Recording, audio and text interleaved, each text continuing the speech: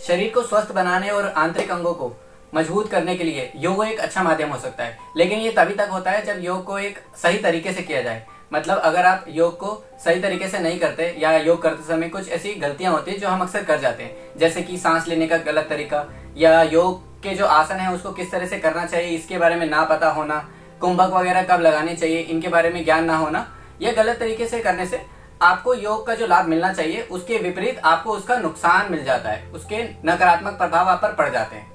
तो इस वीडियो के लास्ट तक आपको पता लग जाएगा ऐसी कौन सी गलतियां हैं जो हम योग के दौरान करते हैं जो कि नहीं करनी चाहिए। सबसे पहली बात तो ये है कि योगा को लोग रेगुलर नहीं करते, इसमें हमेशा इरेगुलरिटी बनी रहती है। मतलब लोगों को हमने अक्सर देखा है कि वो एक हफ्ते में योगा या तो 1-2 बार करते हैं या 3 दिन कर लेते हैं, उससे बेनिफिट नहीं मिलता है। 2-3 दिन करने से आपको बिल्कुल भी लाभ नहीं मिलने वाला, क्योंकि योगा के कुछ ऐसे योगा पोजेस होते हैं जिनको आप अगर रोज नहीं करोगे ना, थोड़े वो डिफिकल्ट होते हैं, अगर उनको रोज नहीं करोगे तो उसका बेनिफिट मिलता ही नहीं है। तो अगर आप चाहते हैं कि आप योगा करें, अगर आपने मन बना लिया है कि आप योगा शुरू करना चाहते हैं, तो इस बात का ध्यान रखिए कि आपको रेगुलरिटी से योगा करना है। अगर आप रेगुलरिटी से नहीं कर सकते तो पहले आपको मानसिक रूप से अपने को स्वस्थ बनाना है कि आप योगा करें और क्यों करना चाहते हैं, ये बहुत जरूरी बात है। जब भी योग करें तो आपको ये ध्यान होना चाहिए कि आप योग क्यों करना चाहते हैं। अगर इस बात को आप ध्यान रखते हैं तो मुझे लगता है कि उसमें जो इरेगुलरिटी आती है वो नहीं आएगी।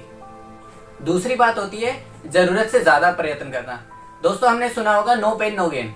मतलब ये जो कहावत है ये खेलकूद में लागू होती है कि जब तक आपको दर्द नहीं होता आप कुछ अचीव नहीं कर सकते, लेकिन योग में इसका बिल्कुल उल्टा होता है। मतलब योग करते समय आपको किसी तरह का पेन नहीं होना चाहिए। अगर आप जबरदस्ती अपने शरीर को तोड़े जा रहे हैं तो बॉडी आपकी सच में टूट जाएगी। मतलब आपको योगा का जो एक नेगेटिव पहलू आपको देखने को मिलेगा। योग वैसे स्वास्थ्य के लिए बहुत सही है, लेकिन जब आप इसको अपने शरीर को तोड़ने की कोशिश करते हैं ना, कि जब तक दर्द नहीं हुआ, ये कहावत हमने सुनी है, लोग अक्सर बोल देते हैं कि आपको अगर शरीर में दर्द नहीं हो रहा योग करते समय तो मतलब आप सही योगा नहीं कर रहे, लेकिन ये गलत बात है।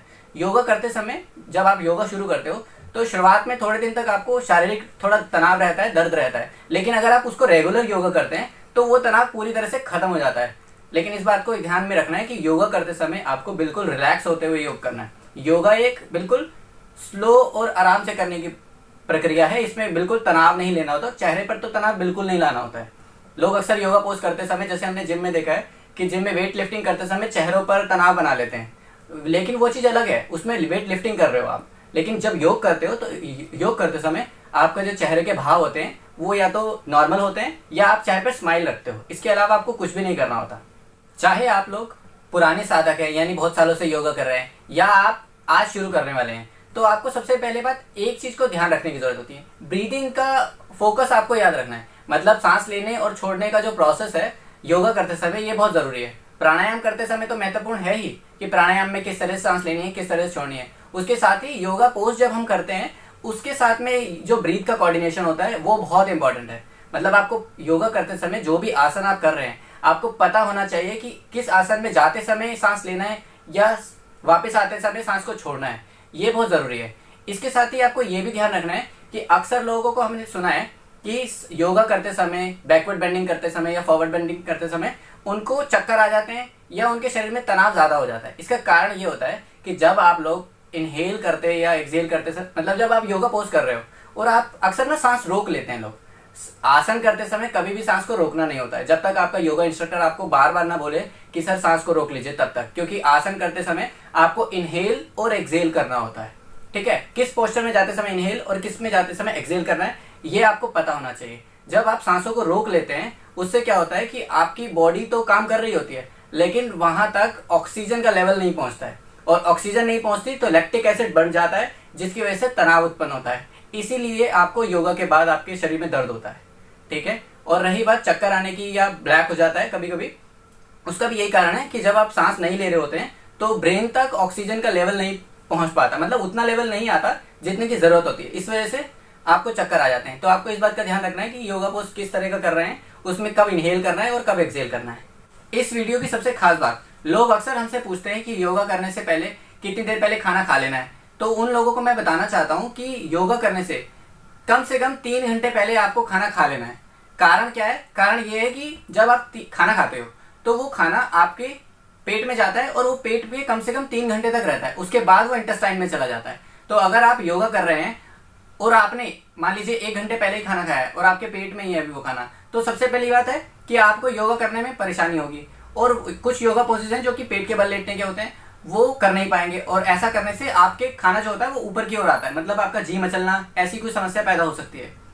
और जब आप खाना खाने के तुरंत बाद योगा कर लेते हैं तो उससे सबसे बड़ी समस्या ये पैदा हो जाती है कि जब हम खाना खा लेते हैं तो हमारा ब्लड सर्कुलेशन हमारे स्टमक के ऊपर होने लगता है, जिससे वो खाने को डाइजेस्ट कर सके। लेकिन उसी समय पर अगर हम योगा शुरू कर देते हैं तो क्या होता है कि हमारा जो सिस्टम है वो खाने को पहले डाइजेस्ट करेगा, उसके साथ ही साथ उसको पूरे बॉडी फ्लो को जो ना ब्लड का जो सर्कुलेशन है वो पूरी बॉडी में करना है। तो वो सिस्टम 2 भागों में डिवाइड हो जाता है और हमारी जो एनर्जी है वो डिवाइड हो जाती है, जिसकी वजह से हमारी बॉडी में परेशानियां उत्पन्न हो जाती हैं और हमारी बॉडी थोड़ी खराब हो जाती है।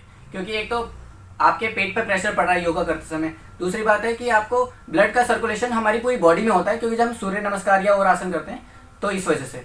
तो ये बिल्कुल नहीं कर रहे हैं आपको, इस बात को ध्यान रखिए कि योगा करने से 3 घंटे पहले ही आपको खाना खा लेना है। तो दोस्तों, इस वीडियो में हमने 4 बातों को मुख्यतः जाना है। पहली ये है कि आपको नियमित रूप से योगा करना है। दूसरा ये है कि आपको आसन करते समय नो पेन और नो गेन जैसी जो वाक्य हैं इनसे दूर रहना है और अपनी शारीरिक क्षमता के अनुसार ही योग करना है। तीसरी चीज ये है कि आपको आसन और प्राणायाम करते समय ये पता होना चाहिए कि ब्रीथ का कोऑर्डिनेशन कैसा है, कब आपको सांस लेना है, कब आपको सांस को छोड़ना है। चौथी बात यह है कि खाना खाने के 3 घंटे बाद ही योगा करें, इस बात को ध्यान रखिए। तो आई होप आपको ये वीडियो पसंद आई होगी, और इसी तरह की और वीडियोस के लिए आप हमारे चैनल को सब्सक्राइब कर सकते हैं। Thank you.